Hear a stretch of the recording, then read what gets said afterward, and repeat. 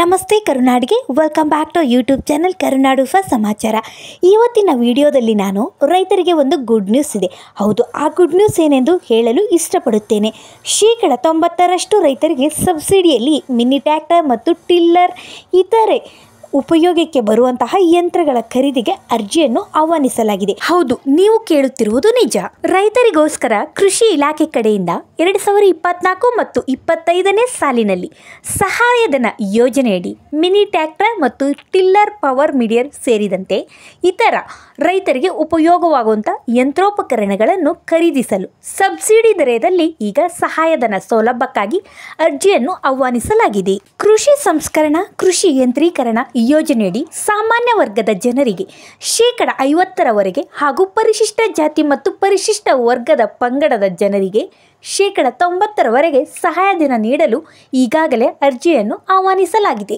ಸೂಕ್ಷ್ಮ ನೀರಾವರಿ ಯೋಜನೆಯಡಿ ತುಂತುರು ನೀರಾವರಿ ಘಟಕಗಳಿಗೆ ಎಲ್ಲ ವರ್ಗದ ರೈತರಿಗೆ ಶೇಕಡ 90ರಷ್ಟು ಸಹಾಯಧನ ಒದಗಿಸಲಾಗುತ್ತದೆ. ಹಾಗಿದ್ದರೆ ನಿಮಗೊಂದು ಈಗ ಆಲೋಚನೆ ಬಂದಿರಬಹುದು, ಅರ್ಜಿಯನ್ನು ಸಲ್ಲಿಸುವುದು ಹೇಗೆ ಎಂದು.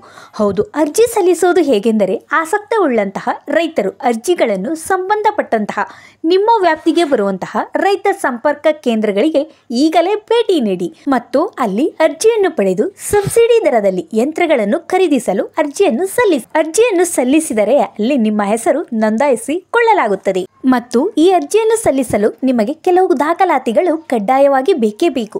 ಅವು ಯಾವ ದಾಖಲಾತಿ ಅಂದರೆ ಆಧಾರ್ ಕಾರ್ಡ್, ಬ್ಯಾಂಕ್ ಪಾಸ್ಬುಕ್, ಪಡಿತರ ಚೀಟಿ, ಫೋಟೋ, ಜಮೀನಿನ ಪಹಣಿ ಮತ್ತು ₹100 ಬಾಂಡ್ ಪೇಪರ್ ಬೇಕಾಗಿರುತ್ತದೆ.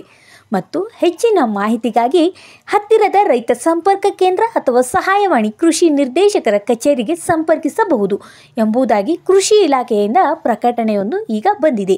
ಧನ್ಯವಾದಗಳು. ಈ ವಿಡಿಯೋ ಇಷ್ಟ ಆದರೆ ಲೈಕ್, ಶೇರ್ ಅಂಡ್ ಕಾಮೆಂಟ್ ಮಾಡಿ.